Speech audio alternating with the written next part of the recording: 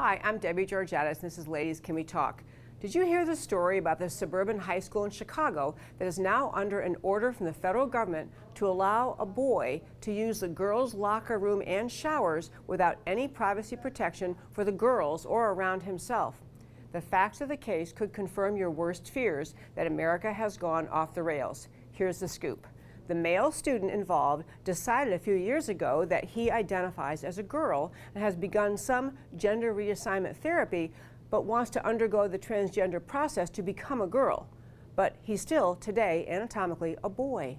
In response to the request of this student, who is still anatomically male, the school agreed to call the boy by the girl's name he chose, change his name in the school records, allow the boy to play on the girls' sports teams, and allow the boy to use the bathroom of his choice because stalls provide privacy. They also allowed him to use the girls' locker room, but required him to change clothes behind a privacy screen. This is the fact that the boy finds outrageous, and that he has to use a privacy screen in the girls' locker room.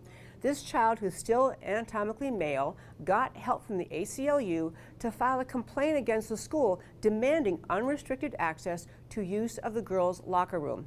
In a letter this week, the U.S. Education Department's Office for Civil Rights agreed with the boy, telling the school district that requiring private facilities for transgender students violates their rights under Title IX. If the school does not comply and let this student, who is still a boy, openly use the girls' locker room, require girls to change clothes and shower in front of this boy, and let the boy have unfiltered and unfettered access to the girls' showers, the school will lose federal funding. Please, let's think about this. Society figured out thousands of years ago to offer separate facilities for men and women. We still arrest men for public exposure to women. We charge peeping Toms for looking into windows to watch women undress. We arrest men who place hidden cameras in women's restrooms and locker rooms for invading the privacy of these women.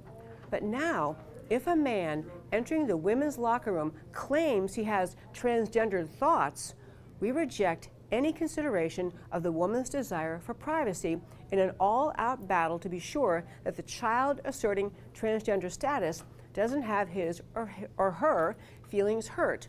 All of this because the left has exalted a new status called transgender. The privacy and comfort of all high school girls must be compromised, in fact, obliterated.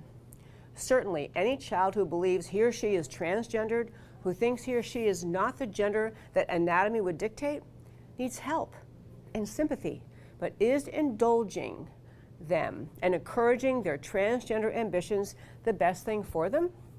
Deborah W. So, a sex researcher and neuroscientist at York University in Toronto, wrote recently that's very unwise to begin therapy of any kind to assist a young person in the transgender process, and said research has shown that most gender dysphoric children outgrow their dysphoria and do so by adolescence. Most will grow up to be happy gay adults or happy straight adults. She's encouraging responsible adults to move with caution. In the quest of the American left to exalt the bizarre and mock or discard the social and societal norms of centuries, we're at the point of absurdity. Common sense must make a comeback in America, in our society, and in our law. This is one of the many arenas of American political life that demands responsible adults speak up and take charge. Parents, if this is happening in your children's schools, don't expect common sense or rational rulings from your schools or from your federal government. Step in, speak up, make your views known. Take a stand for normalcy, modesty, and civility. The last point. Why is the Obama administration involved at all in the question of which bathrooms and locker rooms students use? Title IX was supposed to prevent sex discrimination, for example, in athletic program funding. The American left, through the Congress, the courts, and the federal agencies, is engaged in an assault on reason. It's only through intellectual perversion and gymnastics that we as a society could arrive at the conclusion that a boy being told he cannot use the girls' locker room and showers is suffering from discrimination based on sex. This is Debbie Georgatos, and Ladies Can We Talk? And this is a Speak Up for America moment.